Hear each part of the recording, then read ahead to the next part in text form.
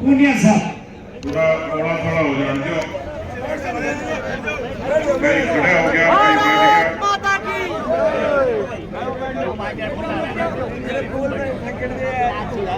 वैसे तो हरियाणा का आदमी रोला करने में पूरी दुनिया में माहिर है। मैं भी ज्यादा दूर का नहीं हूँ, मेरा जन्म भी बेवड़ में हुआ है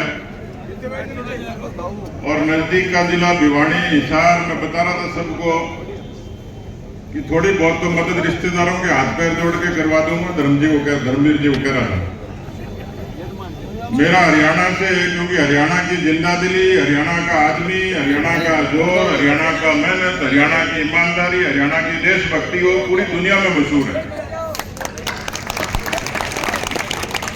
ताड़ी बजाने लग गया, पहले मेरी अगली बात तो सुन लो।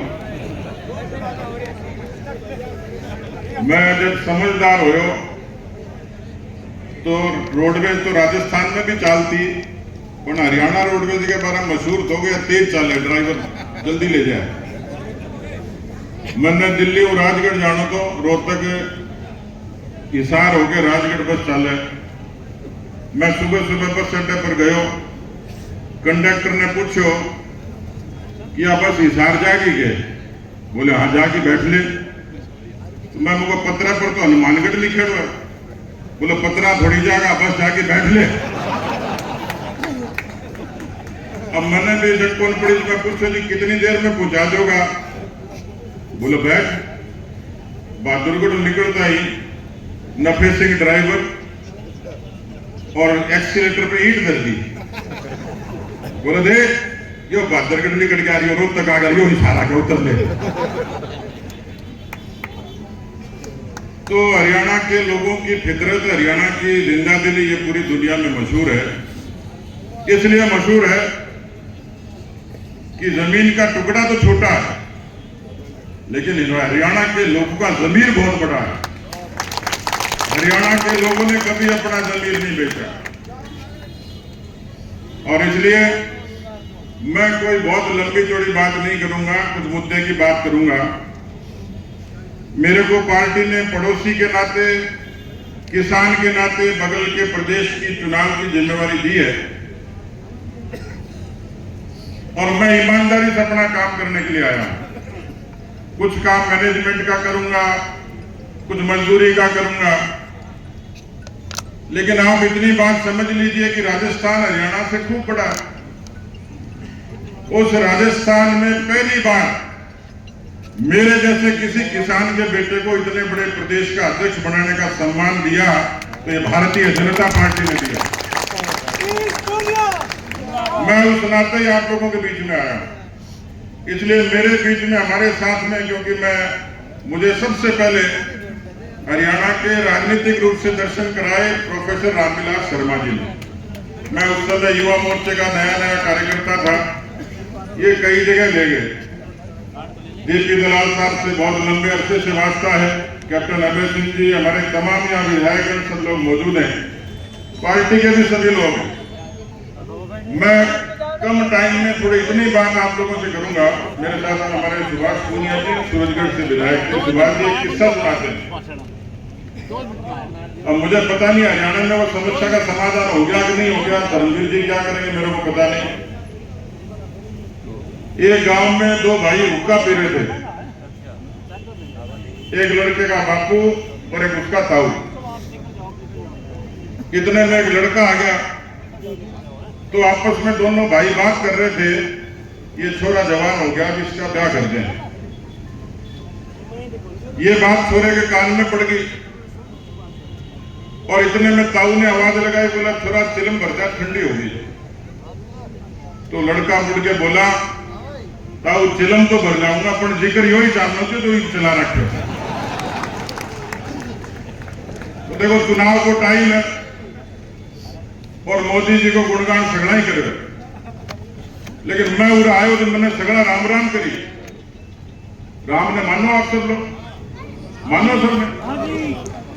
अब बताओ, देश में दो ही विचारधारा है, एक तो वह है जो राम ने माने, एक वह है जब राम निकल गए। यदि कोई कई बोलिया जी का रामों के वो रोटी चाहिए, लेकिन मोदी के राज में रोटी भी मिली और राम को गुणगान भी हुए, राम को महिमा मंडल भी हुई। नहीं तो हरियाणा की चौपाल पर ही चर्चा होती कि ये बीजेपी वाला पागल बना, धर्म के नाम पर वोट मांगे, पर मंदिर बनावे नहीं गए। कांग्रेस ही मजाक करता, रामलला हम आएंगे, मंदिर वहीं बनाएंगे, पर बोले बीजेपी वाले तारीख नहीं बताएंगे। पर देश ने, दुनिया ने देखा, केवल तारीख नहीं बताई, 22 जनवरी को दुनिया ने देखा भव्य राम मंदिर की प्राण प्रतिष्ठा देश के प्रधानमंत्री ने अपने हाथ किया। मेरे को आप ये बताओ, क्या नारनौल से लेकर पूरे हरियाणा के लोगों को हिंदुस्तान से वास्ता नहीं है क्या? हिंदुस्तान से कोई ताल्लुक नहीं है क्या? हिंदुस्तान के तिरंगे से ताल्लुक नहीं है क्या? हिंदुस्तान की फौज से ताल्लुक नहीं है क्या? हरियाणा की चौपाल पर चर्चा होती थी, शर्त लगाते थे लोग कि कोई माई का लाल पैदा होएगा क्या जो कश्मीर में अपने देश की धरती पर तिरंगे को जलने से बचाए, जो बीमारी आतंकवाद की 370 से जुड़ी हुई है वो कोई खत्म करेगा क्या? क्या हरियाणा के लोगों को 370 से कोई वास्ता नहीं था? क्या हरियाणा का आदमी तिरंगे का मान नहीं करता? क्या हरियाणा का आदमी संविधान को नहीं मानता? क्या हरियाणा के आदमी को कश्मीर से कन्याकुमारी तक देश की एकता से कोई मतलब नहीं? मतलब है। हरियाणा का आदमी इस बात की जिक्र करता था कोई माई का लाल पैदा हो जाए जो 370 खत्म कर दे, आतंकवादियों पर नकेल डाल दे। देश की संसद में आपने भाषण सुना होगा जिसके साक्षी चौधरी धर्मवीर जी हैं। देश के गृह मंत्री ने कहा कि जिंदगी चली जाए 370 को खत्म करेंगे, आतंकवादियों की छाती पर 370 खत्म करके दुनिया को संदेश दिया। जेपी दलाल साहब कृषि मंत्री रहे, आप में से मुझे पता नहीं, हिंदुस्तान की 75 सालों की राजनीति में 55 साल तक केवल एक पार्टी ने राज किया, एक खानदान ने राज किया। हिंदुस्तान की जनता के रग रग में, नस नस में, दिमाग में यह भर दिया एक ही पार्टी राज कर सकती है, उसका नाम कांग्रेस। एक ही खानदान राज करता है, उसका नाम है नेहरू गांधी खानदान। और उन्हीं से दाएं बाएं कुछ उपजे हुए क्षेत्रीय पार्टियां, लंबे समय तक उनका राज रहा।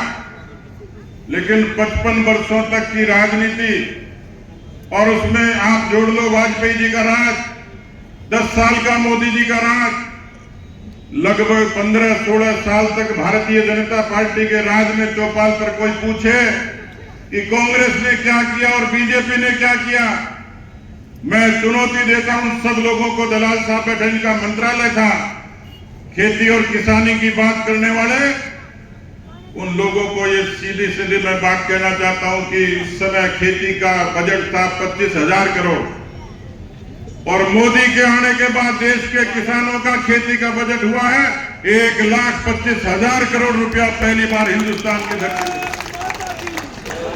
अभी जिक्र कर रहे थे प्रधानमंत्री किसान सम्मान निधि का, 6,000 रुपए बैंक के जरिए किसान के, छोटे किसान के खाते में जमा होते हैं। किसी ने कहा जी 6,000 में क्या होता है, लेकिन आपको ताजुब होगा ये दुनिया की सबसे बड़ी डायरेक्ट बेनिफिट ट्रांसफर स्कीम है, सीधे खाते में जमा होने वाली, हिंदुस्तान की किसानों के लिए सबसे बड़ी योजना है। और किस लिए फायदा है? देश के प्रधानमंत्री होते थे राजीव गांधी, उनका भाषण सुनना, उन्होंने कहा कि मैं 1 रुपया भेजता हूं, 15 पैसे जमा होते हैं, 85 पैसे कहां जाते हैं उसका कोई हिसाब किताब नहीं। आज मोदी 1 रुपया भेजता है तो 1 का 1 रुपया किसान के, मजदूर के, दिव्यांग के, विधवा के, छात्र के खाते में सीधे सीधे जमा होते हैं और उसको आर्थिक ताकत मिलती है। मेरे को, मैं कहीं जा रहा था, एक छोटे से खेत पर किसान खड़ा था, मैंने पूछ लिया जानकारी के लिए कि मोदी जी 6,000 रुपए भेजते हैं, पहुंचते हैं क्या? उसने कहा जी पहुंचते हैं। मैंने मजाक करी, मैंने कहा 6 में क्या होता होगा? उसने मेरे को ऊपर से नीचे तक देखा, मेरी गाड़ी को देखा, बोले बाबूजी आपके नहीं होता होगा, मेरे तो साहूकार से पीछा छूट गया, मैं 6,000 रुपए में अपना गुजारा कर लेता हूं। फसलों की बीमा योजना, प्रधानमंत्री ग्राम सड़क योजना, मुझे तो राजस्थान का आंकड़ा ध्यान है, हिंदुस्तान का ध्यान है। 6 लाख किलोमीटर सड़क हिंदुस्तान में वाजपेयी जी की देन थी। 60,000 किलोमीटर राजस्थान में बने, मुझे लगता है कि हरियाणा में बतेरी बनी हो। मैं आप लोगों से आग्रह करना चाह रहा हूं, मोटर का बीमा, दुकान का बीमा, मकान का बीमा, बकरी का बीमा, किसान की जीती जागती फसल का कोई धनी दौरी नहीं था, कोई बीमा नहीं था। प्रधानमंत्री फसलों की बीमा योजना ने हिंदुस्तान के किसानों को ताकत देने का काम किया। और इसलिए मैं आप सबसे आग्रह करना चाहता हूं, मैं आज हम लोग जिक्र कर रहे थे, अहीर क्या करेंगे, गुजर क्या करेंगे, माड़ी क्या करेंगे, जाट क्या करेंगे, राजपूत क्या करेंगे, ब्राह्मण क्या करेंगे। ये चुनाव जातियों का नहीं, ये चुनाव हिंदुस्तान के जमीर का चुनाव है। और जमीर के बारे में हरियाणा से ज्यादा कोई नहीं समझता। यहाँ का किसान जब मेहनत करता है, उसका पसीना धरती पर गिरता है तो धरती अन्नपूर्णा बनती है। और किसान का जाया जब फौज में सीमा पर लड़ता, उसके खून से भारत की आन बान शान की रक्षा होती है। इसलिए मैं आप सबसे आग्रह करने के लिए आया हूं, मैं आप सबसे निवेदन करने के लिए आया हूं कि चौधरी धर्मवीर व्यवहार से, काम से, नाम से, खानदान से, नीति से, विचार से एक सांसद के जो योग्य गुण होने चाहिए वो चौधरी धर्मवीर में। चौधरी धर्मवीर को दिया गया एक वोट हिंदुस्तान के जमीर का वोट होगा, राम की आस्था का वोट होगा, तिरंगे के मान का वोट होगा, भारत के स्वाभिमान का वोट होगा। इसलिए आप सबको बहुत बहुत धन्यवाद, इतनी बड़ी संख्या में आए आप लोग। एक छोटी सी बात जो कल ही सरकार ने निर्णय लिया है, पंचायतों का जो मामला था, पोर्टल दूसरा बंद करके ये फैसला ले लिया कि सारे का सारा काम अब केवल पंचायत ही अपना पैसा खर्च करेंगे। काम का विकास हो सके। दूसरा जो संविधान की बात करते हैं लोग, माननीय प्रधानमंत्री जी बार बार कहते हैं कि रिजर्वेशन का कोई खत्म नहीं कर सकता। हाँ, एक अमेंडमेंट हमें संविधान में जरूर करनी है।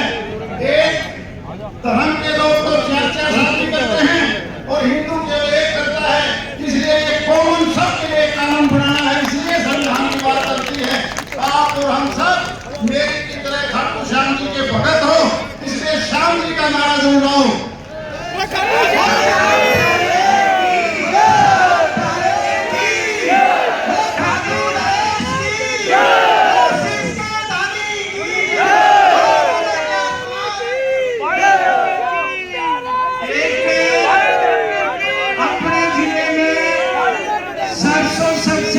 पैदा होती है।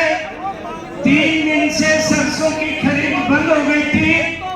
मैंने हरियाणा के कृषि मंत्री कंवरपाल गुर्जर से कल बात की है। 1 हफ्ते के लिए पूरे महेंद्रगढ़ जिले में सरसों की खरीद फिर से शुरू होगी।